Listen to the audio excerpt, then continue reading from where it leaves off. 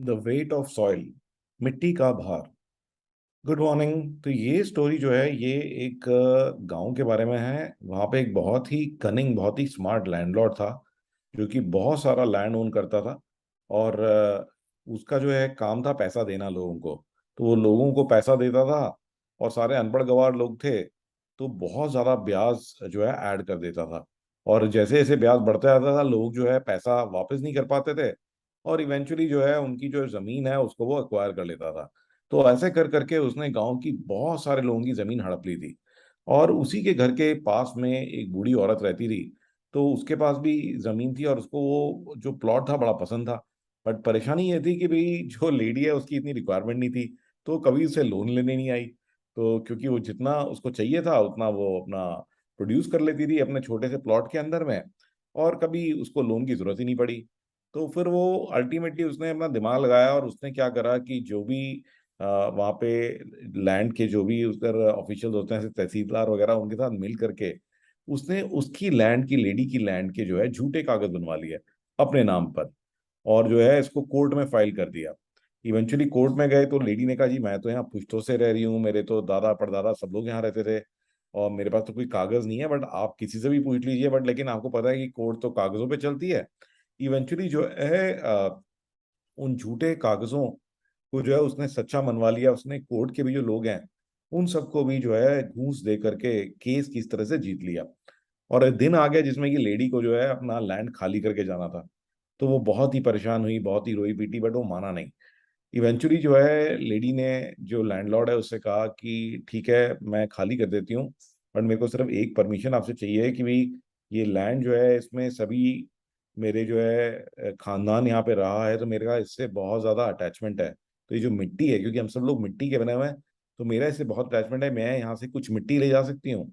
तो लैंडलॉर्ड ने कहा कि हाँ ये फ्री में पूरा लैंड ही मिल गया अपने को, थोड़ी मिट्टी ले भी जाएगी तो मुझे क्या फर्क पड़ेगा। तो उसने कहा कि हाँ ठीक है आप ले जाओ मिट्टी, मुझे मिट्टी विट्टी से कोई दिक्कत नहीं, बट आप लेके जल्दी से निकल जाओ। तो वो लेडी ने जो है एक बड़ा सा एक बोरा लिया और उसके अंदर मिट्टी भरनी शुरू करी। तो मिट्टी काफी भर ली उसके अंदर में। इवेंचुअली जो है वो बोरा इतना भारी हो गया कि उसको ना वो उठाया नहीं जा रहा था। तो इसे देख करके लैंडलॉर्ड ने कहा कि अरे बेवकूफ औरत, कि इतनी मिट्टी ले जाके भी क्या करेगी, मिट्टी उतनी ही लेके जानी चाहिए ना जितना कि आप उठा सकते हो। तो फिर उस औरत ने मुड़ करके हंस करके उस लैंडलॉर्ड को बोला, अच्छा आपके पास तो इतनी सारा जमीन है, ठीक है ना, और आपको पता है कि जब आप मरोगे तो आप कोई भी चीज साथ में लेके नहीं जा सकते, तो फिर आपने इतने सारे लोगों की जमीन क्यों ले रखी है।